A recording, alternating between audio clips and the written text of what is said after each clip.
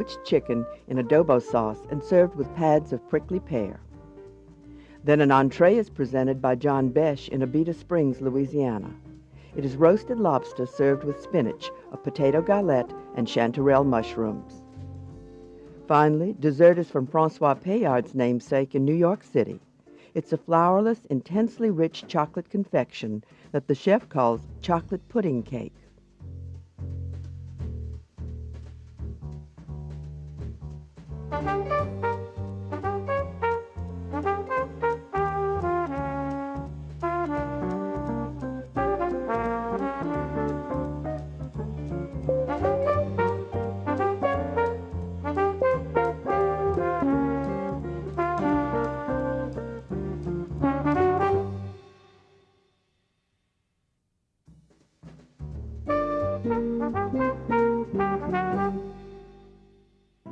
Cafe Poca Cosa is a popular operation in Tucson.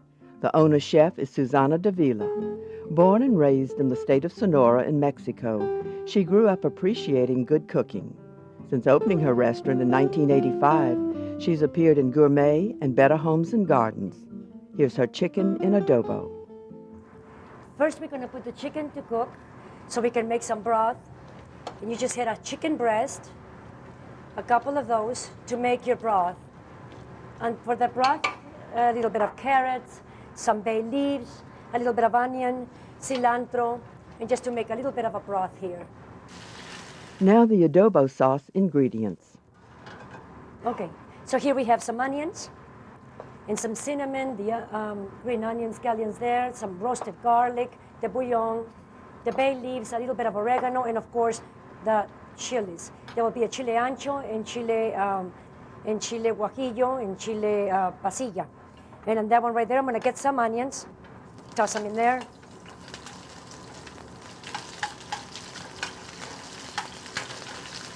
Let the saute there for a moment. Lower your fire a little bit. Okay, now that you have your chicken cooking here, then you will take it off the bone and debone it and make it into some chicken pieces. And I will toss that in there. Just a few pieces, depending on, of course, how many you're making.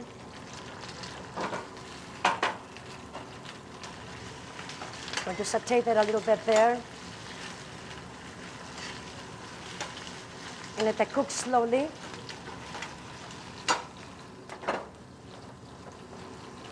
Gonna throw a couple of the bay leaves in there. A couple of cloves of garlic. And oregano, a little bit of oregano on that. Pinch of salt. Again, we'll saute this like that.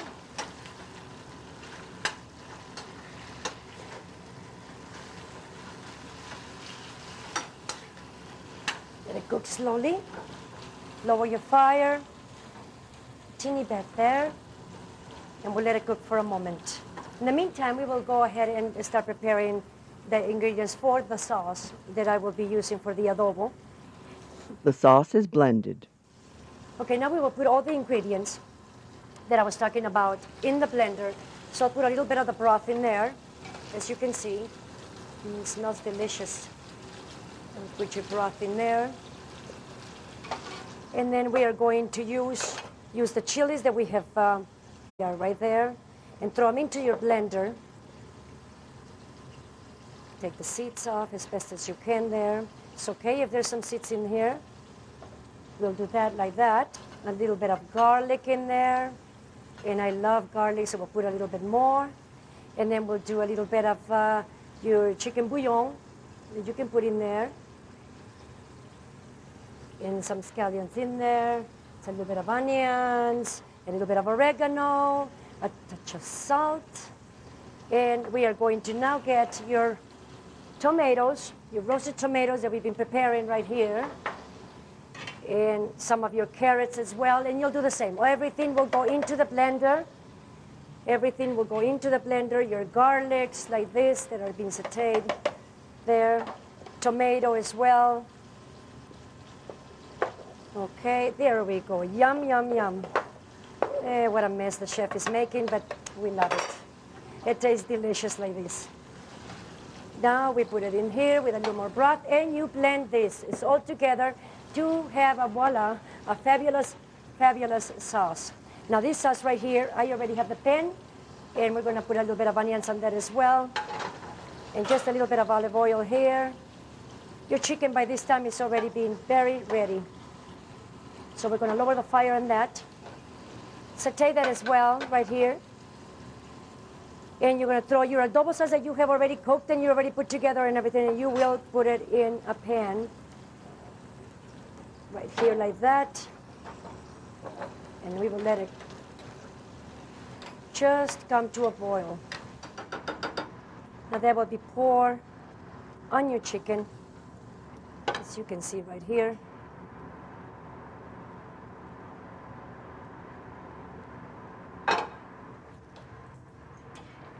The chicken is warmed through in the sauce, then will be served with pads of prickly pear. Okay, so with a little knife, you just take the pricklies out of them, such as like that. And they should all come off like that. Then you cut your edges all the way around, like such. Then you get your pads, you wash them very well, then you put them in to boil. And once they're boiling, and once they're ready, you throw that water away. It's just in water. You just throw that water away and redo it again. So put some more clean water in there, and you can do that. So your pad is ready to go, such as I have it right here in the plate. And you put that together there. And now we will use the chicken that has been cooking so fabulously and tasting so delicious. And it will be put on top of the pad here.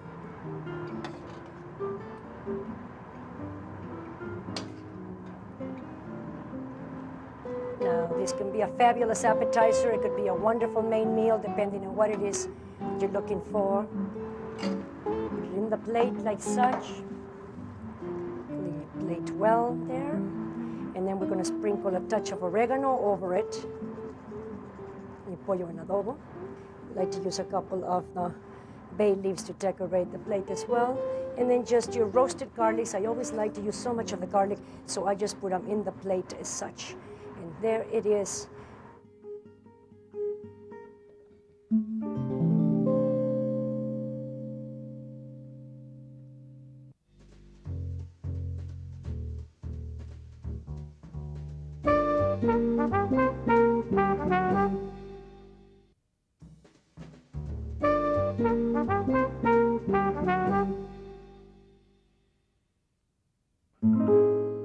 Artesia is an elegant little dining jewel in Bday Springs, Louisiana, on the north shore of Lake Pontchartrain.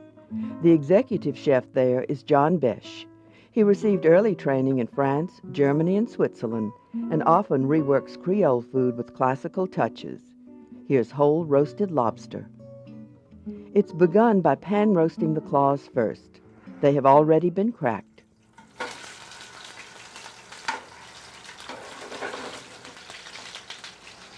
Meanwhile, a potato galette is started.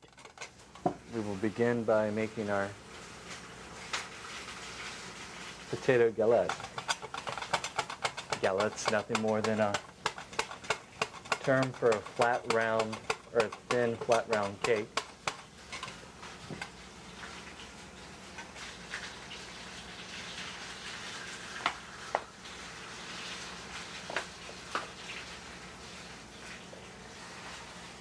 I just want to shingle these thinly sliced potatoes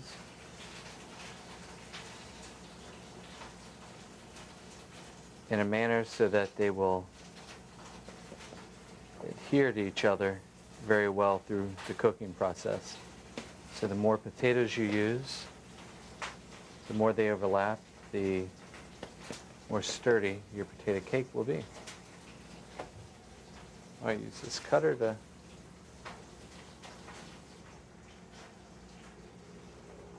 form the ring, the proper shape. At this point, we'll turn the lobster claws.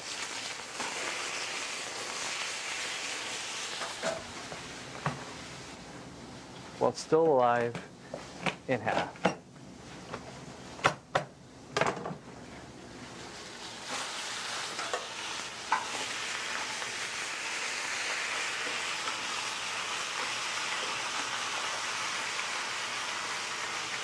First we'll place meat side down into the pan and sear. The galette is seasoned and cooked in butter. Then we'll add this to a non-stick skillet over a moderately low temperature. After we've seared the meat, It's finished in a 500-degree oven in 8 minutes.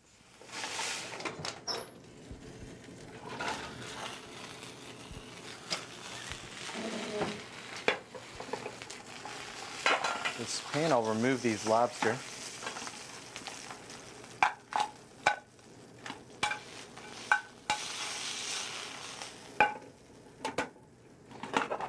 And let them finish again in the 500-degree oven. And with this pan, we'll begin with our chanterelle sauté.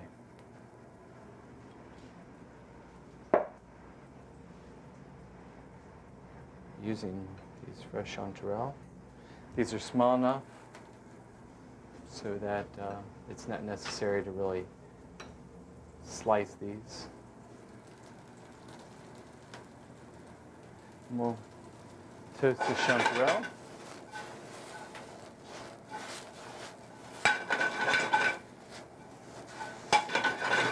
And with the remains of that lobster fond, by using the same pot or the same pan that I've cooked the lobsters in, we have a lot of flavor, which is it's important to really stir this around and remove the fond from the bottom of the pot. That I'll add some shallot, and I'll deglaze this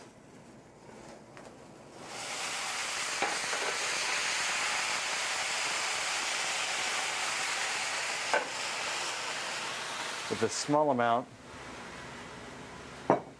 of Pinot Gris Verjus.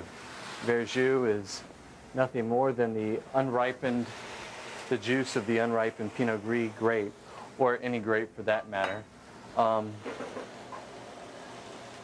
This recipe would specify for a Verjus of a white grape.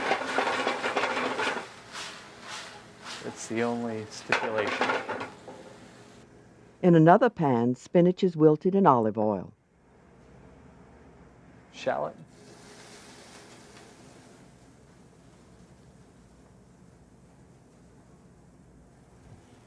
And fresh baby spinach.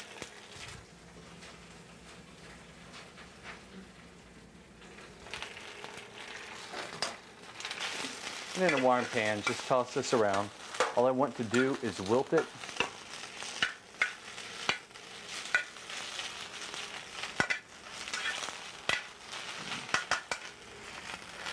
Season with salt, pepper. Fresh tarragon. I'm sorry, fresh tarragon. It's about a sprig of tarragon that's been minced. He lets the lobster cool after roasting. To clean the lobster meat from the lobster, it's very simple.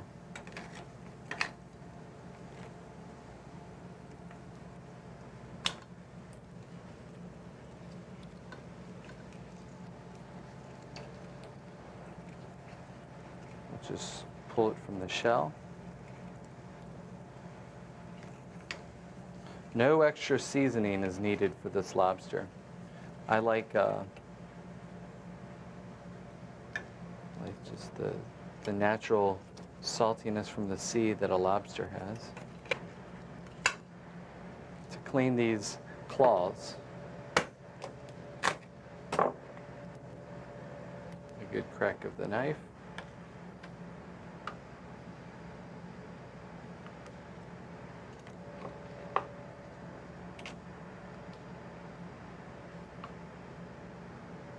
Since we've roasted these lobsters, they won't clean as pretty as if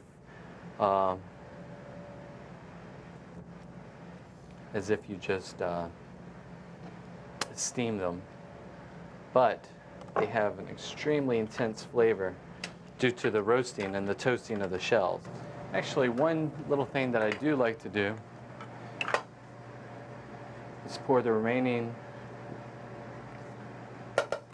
lobster juices into the sauce. Mount the sauce with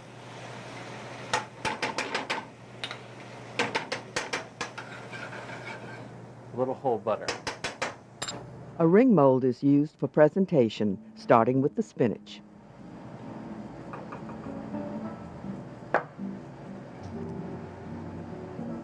Cover this with the potato galette. Very intensely flavored lobster sauce with local chanterelle mushrooms. To the top, we'll place a sprig of our fresh tarragon. And there's our roast lobster with chanterelle sauté.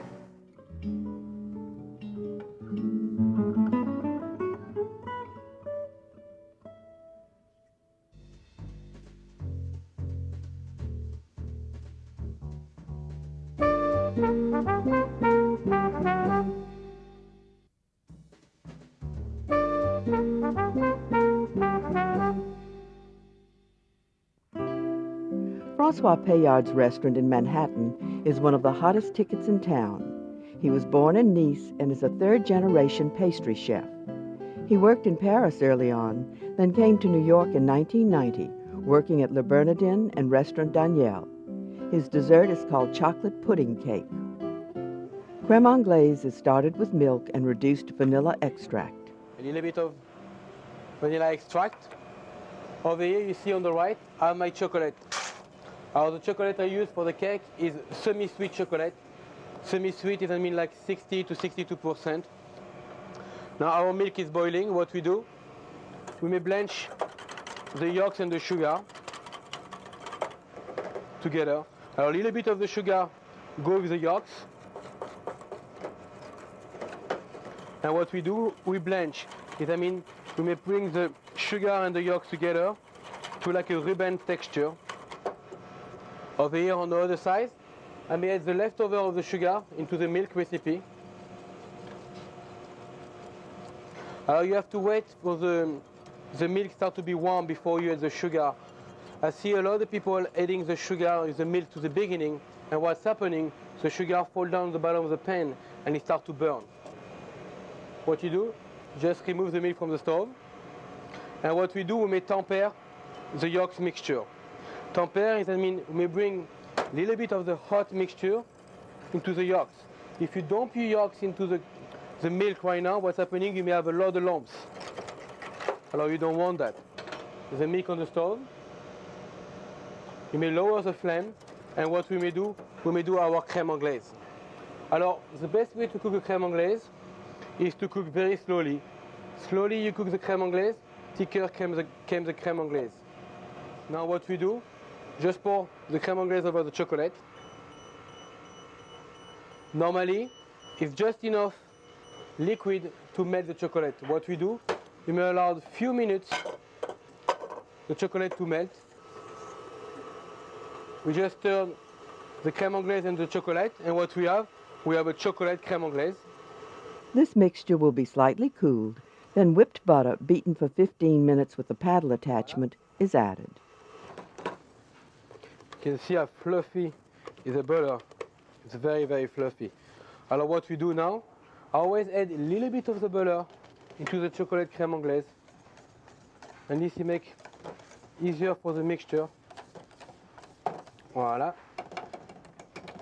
You see, it's a great cake because it takes very little time. You don't have to bake, you just have to cook a crème anglaise. Voila. Stir everything together.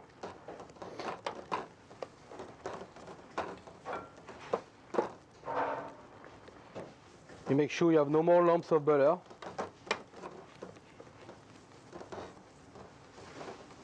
And that was the way in France, you know, when we were kids, to make almost like a chocolate pudding cake for us. For us, the idea to call chocolate pudding cake. And if you have little lumps, you know, just with a whisk. Now what we do, very simple. You take your cake mold and you pour all your batter in the cake mold. The cake is frozen. And that should serve 6 kids, maybe 6 to 8. The finished product is unmolded. See, now you remove from the pan. And what we want, just bang side of the ring. Voila. See, just place on your dish. With a spatula, you make some little wave.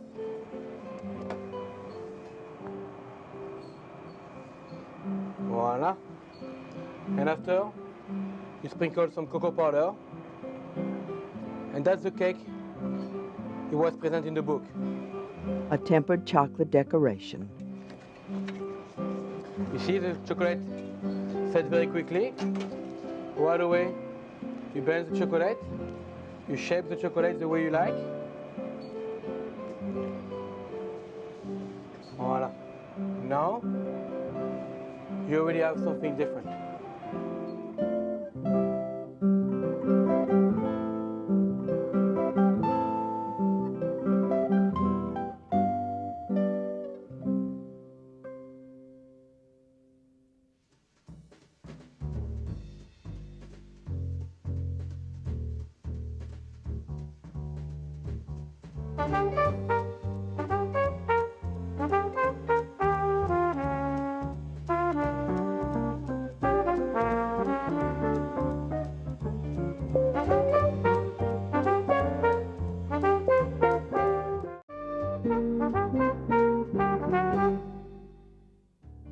Welcome to Great Chefs, a culinary tour of the United States, featuring some of the country's finest chefs.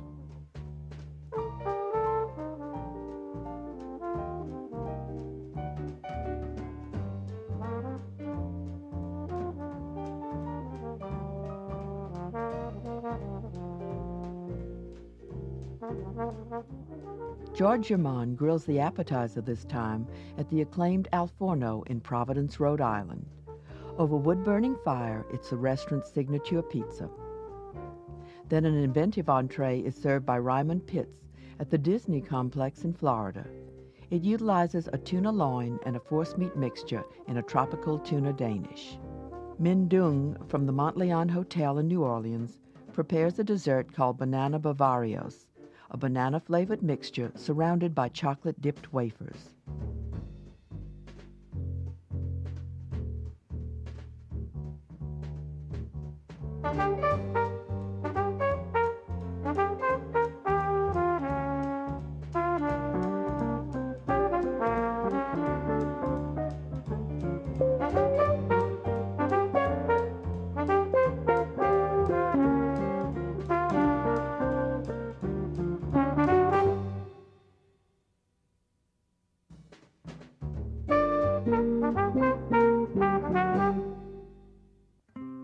Al Forno, the tremendously popular Providence, Rhode Island restaurant, is linchpinned on trattoria-style food. One food writer described it as the best restaurant in the world for casual dining. George Germain and his wife Joanne Colleen designed the restaurant and the menu. Here is their famous grilled pizza. The execution of it is actually quite different than making a regular pizza. What we do is use a grill instead of an oven for making the pizza. The ingredients are actually quite simple. What I have here is some dough that's been soaked in olive oil for about 15 minutes. Some tomatoes. Today we're using canned tomatoes. And to make my life easier, I've taken 2 cheeses, Romano and a Bel Paese that I've mixed together just for the ease of execution. I have some chopped garlic here that I have soaking in oil, some fresh basil, and again some scallions and some fresh parsley that's been chopped. To actually roll out the dough, I've taken a pan and I have some oil that's been spread down on it. It's just the bottom side of a cookie sheet. It's quite simple. just take the dough and you spread it out evenly. And you want to get the dough quite thin because you want to make this crispy. And just keep spreading it out. And if you find that you have trouble where it's coming back together on you, just let it rest for a few moments to let the gluten calm down. Then just go at it again till you're at this point. Now, getting it from the pan to the grill is probably going to seem like the most difficult thing to do, but it's actually not. It's like picking up a sheet, very simple, then moving it over to the grill, and then just laying it down like you would be putting on a, say, a blanket on a bed. And what I've got here in the grill is I got a piece of wood that's just been smoking. It's going to actually add a little bit more smoke flavor to the pizza. Fire working over is usually about anywhere between 800 and 900 degrees. So what I'm going to do now is actually top the pizza with all the ingredients. First thing we're going to do is put a layer of oil down. And the reason for that is it keeps the rest of ingredients from soaking in. Remember, what's happening on this pizza is that you're building everything in reverse. You want to spread a little bit of cheese on, and you don't want to put a ton of ingredients on, because what you want to do is be able to taste all the different elements of the pizza. Here comes our tomato. Seems a little backwards because we generally put the tomato down first, but on this particular pizza, you put this down as one of the last elements.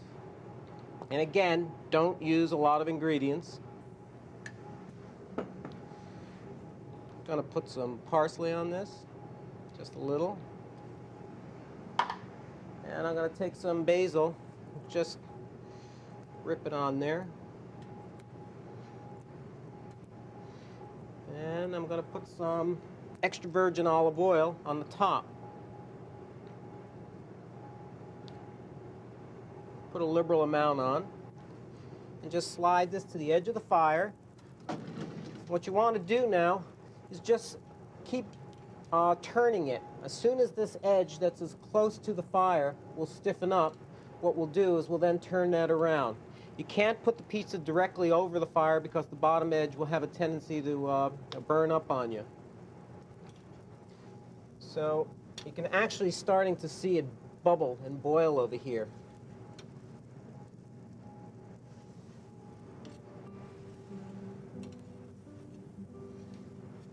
And you can see it starting to puff up. The secret of the pizza is to do it as quickly as possible. The longer you leave it on the heat, what will happen is it'll dry out on you. A true pizza should be crunchy and chewy at the same time. And this is what's happening to this little guy right here. You can actually see it stiffening up on you. If you look real closely, you can actually see it boiling. It's actually working like a frying pan like now. Try to get all the edges. It's one of those things that's just not like the oven where you can just put it in and forget it for a few moments. You have to stay over it. You have to pay attention to what's happening. Try to get all the sides cooked. Make it bubble up there on you. Every once in a while, take a look at the bottom. You want a little bit of brown to it. You don't want it burnt to a crisp. Almost ready to take off. You see it's still flexible, it's still kind of flappy, but it's going to be stiff at the same time. It's very simple to take it off. You just move a plate to the edge of the grill and just slide it on. Last thing that we do is we sprinkle some shaved scallions on it again. There you go, a grilled pizza.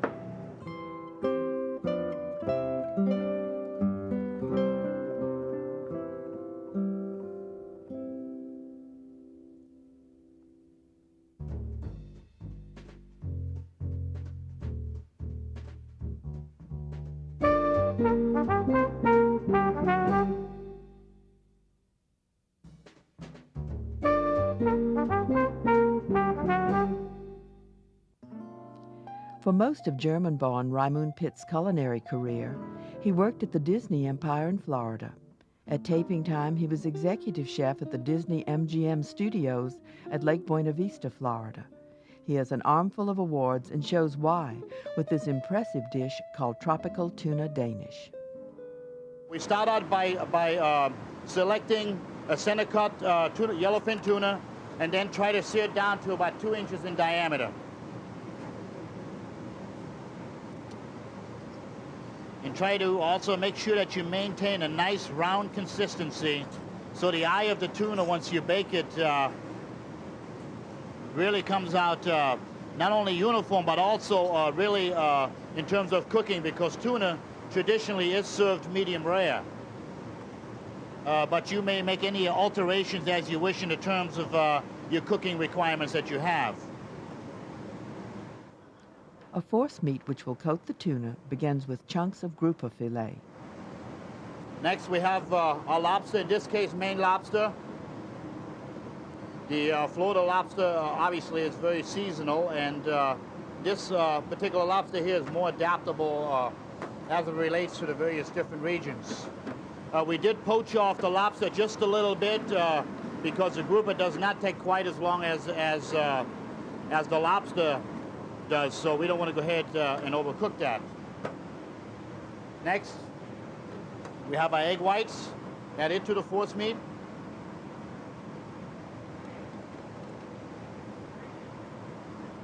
A little bit of heavy cream, so the force meat is not as dry at the end and doesn't become very gritty when you eat it. We take a little bit of again Mrs. Dash, which is a salt substitute.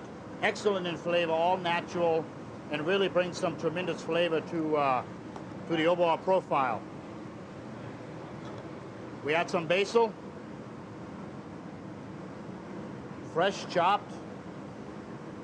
I do recommend that you utilize fresh in this case because it really brings out the true flavor of all the ingredients that are combined.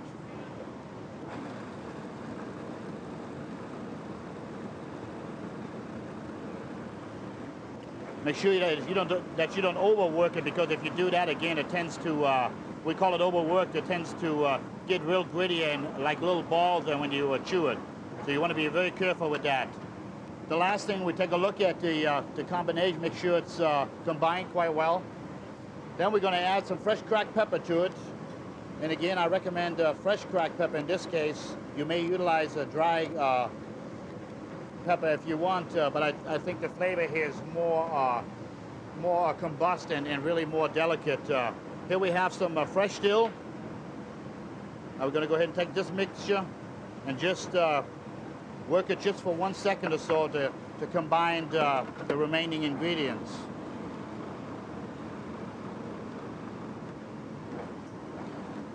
That looks about the right consistency here. So we go ahead and take this off, and the next step would be to roll it out. The mixture is rolled between 2 pieces of plastic wrap.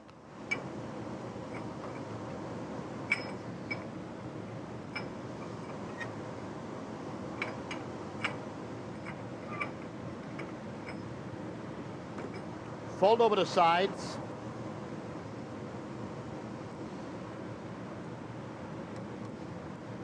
And then pick it up, place it on the sheet, on the cutting board, and you're ready to roll the tuna loin. Pull it back, very easy. As you can see, it was 2 pieces, so we go ahead and remove one. Place the tuna loin that has been trimmed in advance onto your force meat and fold it over. It's actually a very easy and simple dish to do, but also adds a certain flair to some tremendous creativity.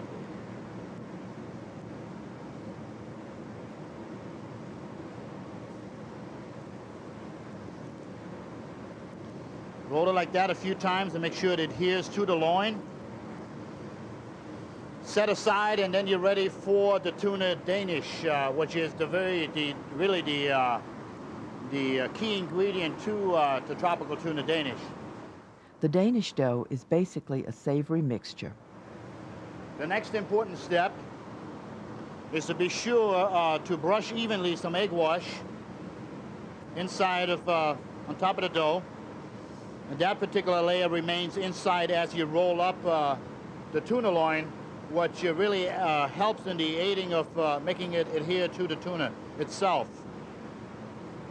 And also prevents any juices from coming out of the dough during the baking process. I think we gave the Danish dough some time now to soak in. The next thing we're going to do is go ahead and pull the saran wrap back on the tuna loin as much as we can. What we're going to do next is to pick it up, place it on the edge of the cutting board, pull back on the saran wrap, and it should go on there very easily.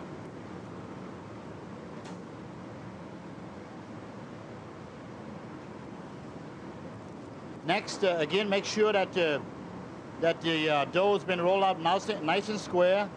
If not, go ahead and cut off the excess just to maintain a nice, even, and perfect consistency. Let's do the same thing in the back. And also, we want to make sure that we don't cover the tuna loin with more than one layer. And the reason being is if you do cover it with more than one layer, it tends to overcook the tuna and therefore really reducing the quality of the product. Next, we're going to pick up the saran wrap, fold back like this, and we're going to wrap it in one layer of Danish dough.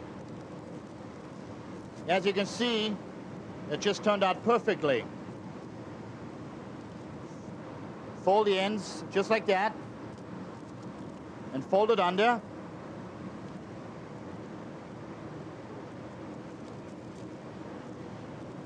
And then we're going to place it on a half sheet pan that has been sprayed with some Vaseline, or even go ahead and put some parchment paper on. Next thing we're going to do is just before we put it in the oven, we're going to go ahead and glaze the entire Danish dough with some egg wash to give it a tremendous sheen or gloss, if you will, and also for some additional flavor, because it really provides great intensity in terms of the sweetness of the dough. We're going to go ahead and put some egg wash, again very lightly, because you don't want to overpower the flavor on it. Bake at 375 degrees for 15 minutes. Let the finished Danish rest 10 minutes before carving. It's served with a variety of julienne root vegetables, which were blanched and warmed through with butter. The sauce is reduced lobster stock with tomato and basil and thickened with cornstarch.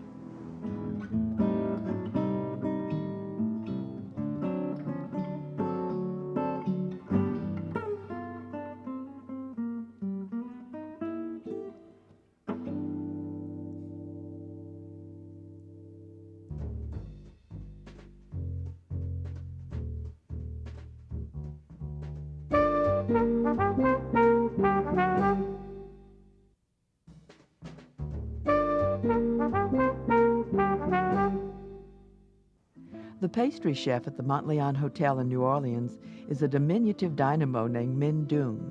A native of Vietnam, she is largely self-taught, very unusual in the arcane world of pastry. In fact, her artistry even includes working with pulled sugar. Here is a creation called Banana Bavarios. A banana mixture begins by beating 10 egg yolks, 1/2 cup sugar, 2 teaspoons of vanilla. This is beaten for 3 to 5 minutes. Then melted butter is added. And then I add 2 teaspoons butter, melt butter in.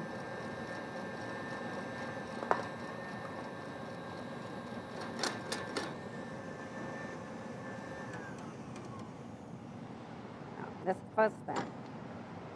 Take it out.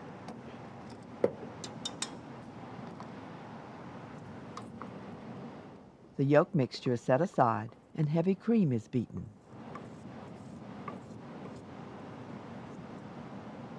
Second step. I have 1 quart of heavy cream.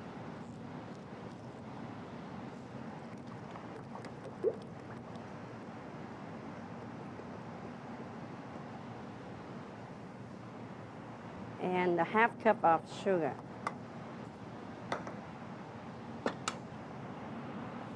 Again, mix. After a few minutes, banana extract and brandy are added. And then I add banana extract and some brandy.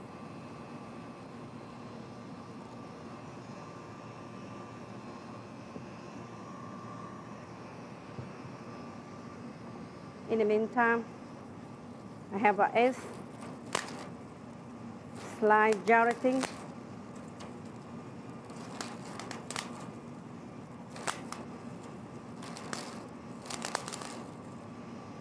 some water, a half cup of water. The gelatin leaves are hydrated or bloomed in water, then go over heat to melt. Put on the stove.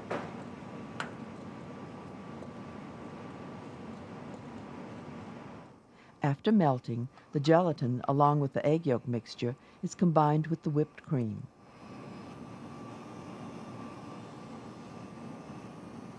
At about a few minutes, I turn it on high, and then I turn off. And then we'll add the first step in.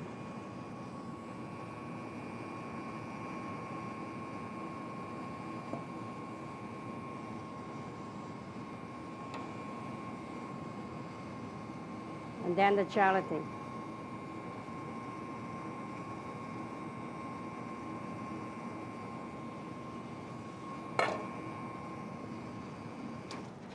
Put a plastic around the pan. This is the pan the cake will be frozen in. Fan-shaped wafers are dipped in melted chocolate and will line the pan.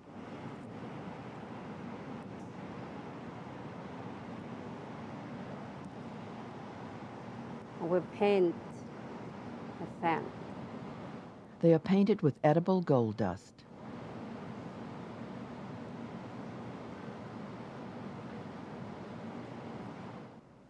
So are chocolate birds that will garnish. Yellow cake in the bottom. And I got the fan already all wrapped. The bottom layer of the dessert is a slice of sponge cake.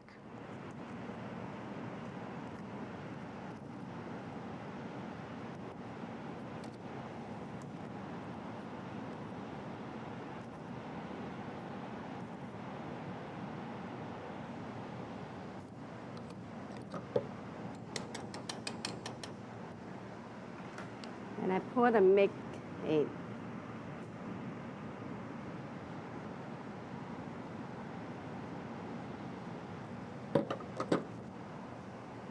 That's it. And I chill about 5 hours in the freezer.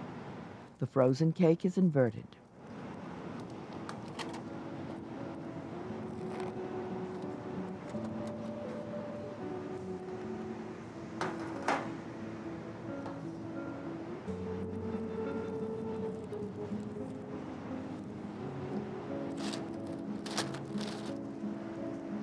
And then I use the whipping cream to make a design.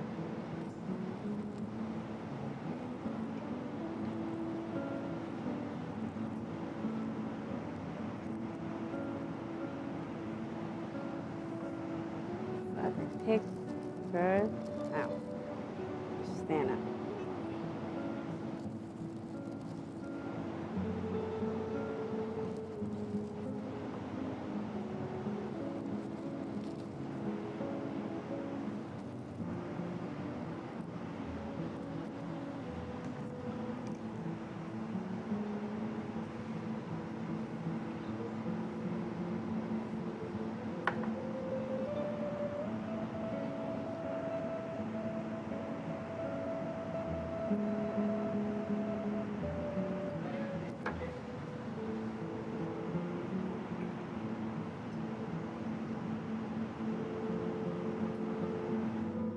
Mango sauce finishes the plate.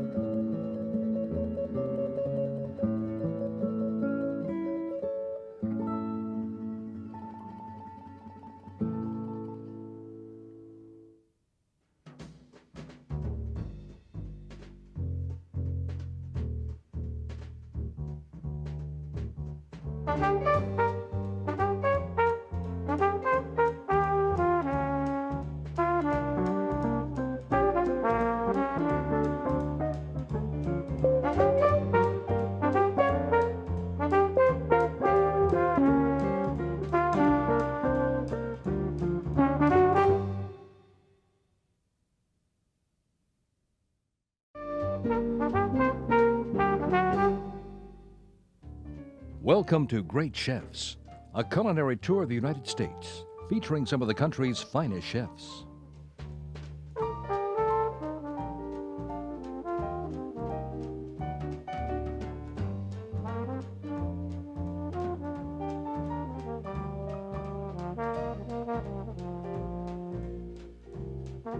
Pascal Uden cooks an appetizer from Miami. It's a Florida jumbo crab cake. Notice the unusual method of searing the cake packed in a ring mold. The entree by Gabriel Vitti at his namesake Chicago restaurant is a classic rendition of the papillote style using Chilean sea bass wrapped in parchment. Then a dessert is presented by Grant McPherson at Bellagio in Las Vegas. It's a chilled sago soup, like tapioca, served with vanilla ice cream and baby bananas.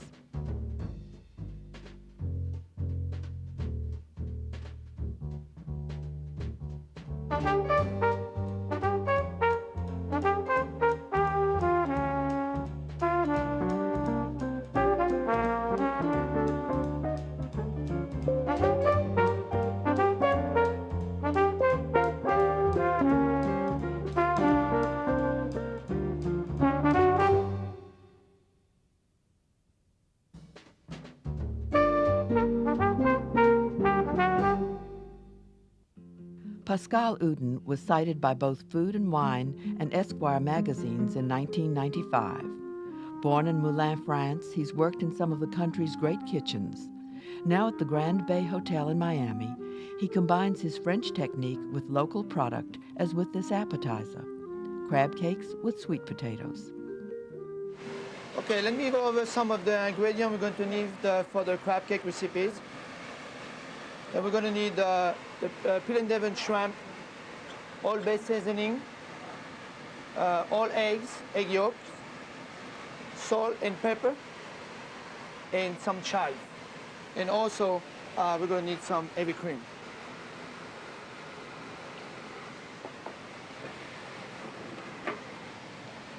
So we're going to need a rubber cook for this dish. Adding the shrimp, peel and Devon shrimp. Very important to put the seasonings at the beginning. Kosher salt,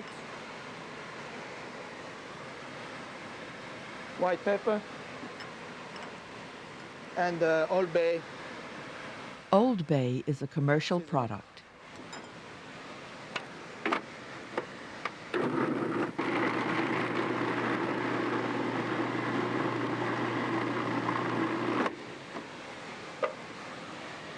Want to make sure those shrimp are well grounded.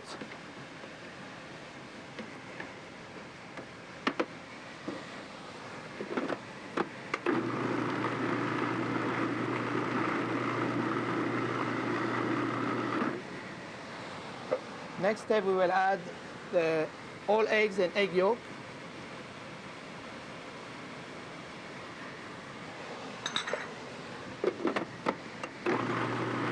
Keep it mixing for about a half minute.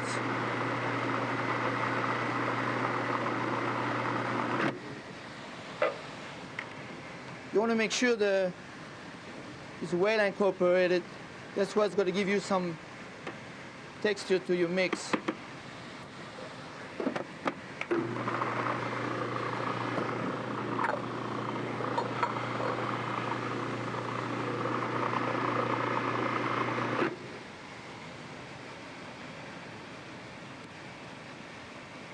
You can start already the consistency.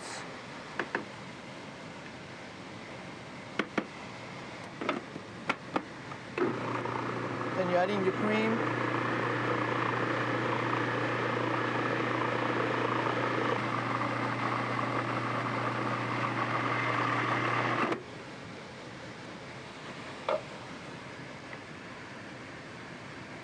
few more minutes and be ready. Meanwhile, a bunch of chives is chopped finely. The chives, along with lump crab meat, will go into the custard mixture.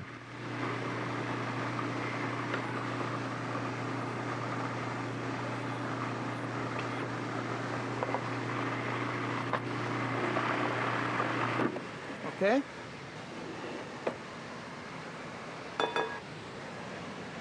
Then we're going to incorporate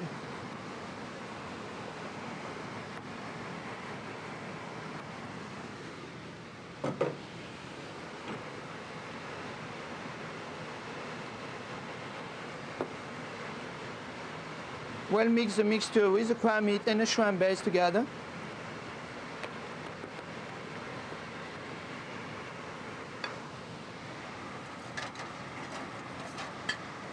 Go to check the seasoning, make sure.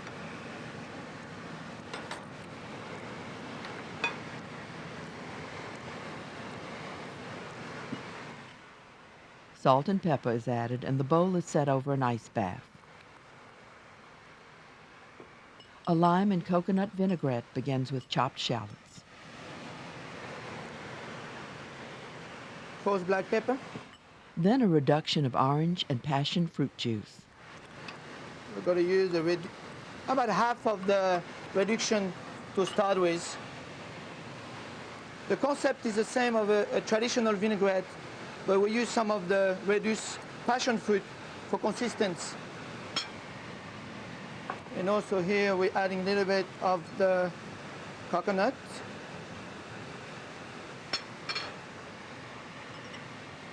And of course 100% olive oil.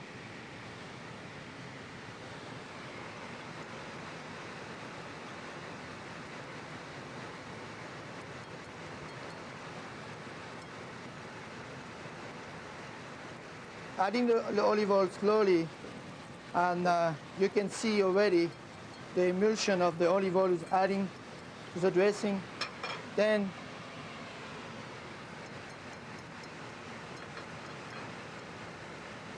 adding the lime juice. More coconut milk and olive oil are added alternatively. Then salt and crushed red peppercorns finish the dressing. Now the crab cake goes into a ring mold in a preheated pan with olive oil. And you want to put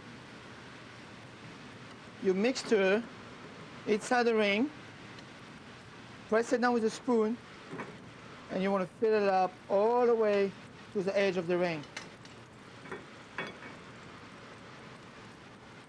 So reduce the heat a little bit, turn in my face, and you want to really press it down.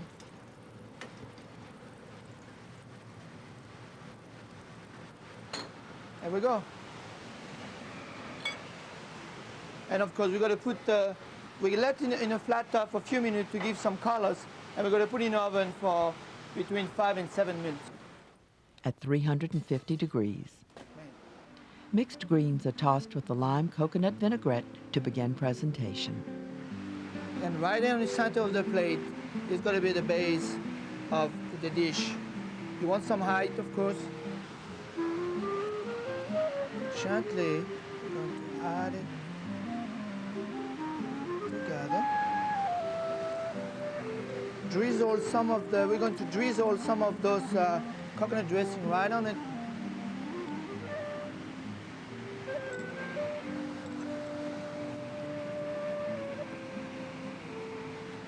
And the crisp sweet potato. There we go. Voila.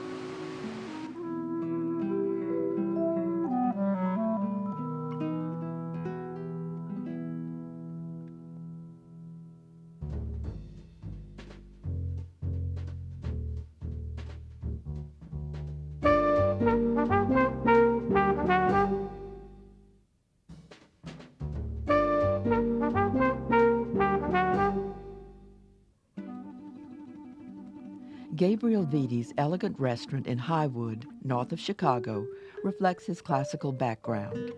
After graduating from the CIA, he traveled to France, working with Joel Robuchon in Paris, then to Switzerland with Freddy Girardet.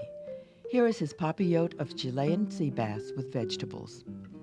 The vegetables in the packet include sliced new potatoes. Not too thin. You're going to be blanching them. If you're too thin, they'll fall apart.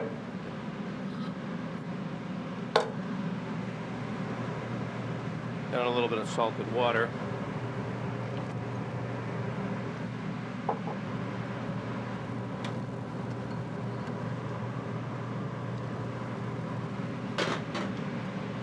Shouldn't let them get too soft. They'll break up when you go to make your papillote.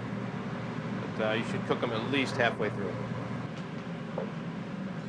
And for your next vegetable preparation, you're going to have to peel the tomato and then dice it, completely seed it. What we'll do is we'll blanch it in boiling water. The tomatoes are blanched for a minute or so, then plunged into ice water. Then you can just peel back the skin with a paring knife.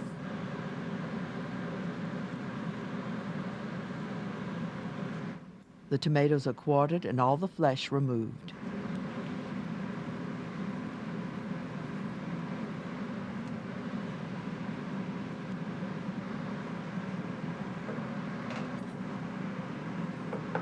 Then you can just julienne and then dice them.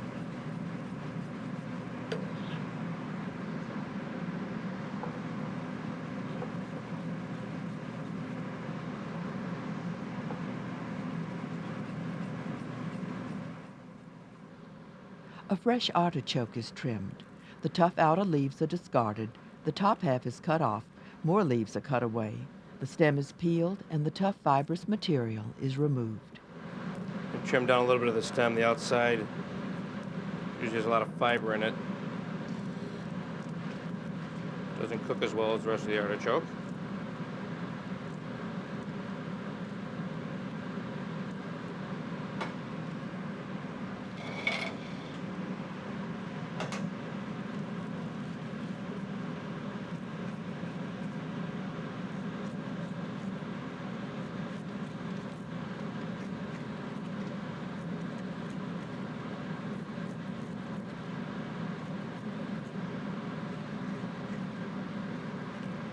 While you're cleaning the rest of your artichokes, you can preserve that in a little bit of water with lemon juice to keep it from oxidizing.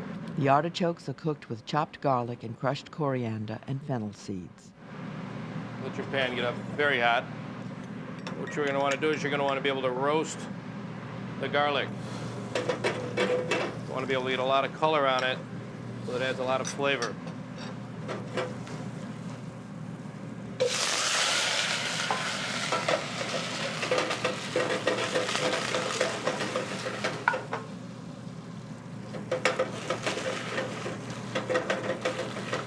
Dark brown, never want it black. Add in a little bit of white wine. Very generous amount.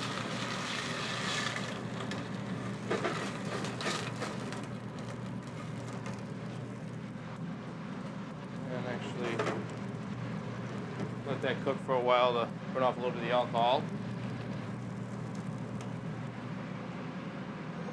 At this point you could add in a little bit of fresh thyme and very generous again.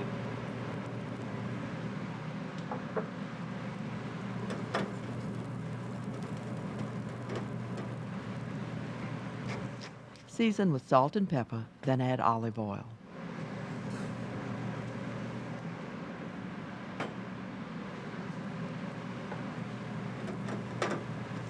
After that's cooked down a little bit, a lot more extra virgin olive oil.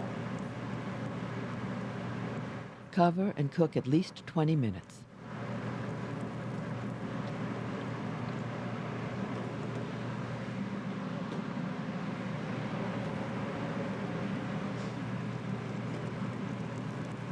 Perfect.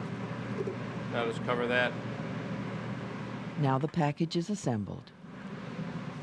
Okay, at this point, we're ready to build our papillote using a heart-shaped piece of parchment paper. You can do by just folding over and cutting out.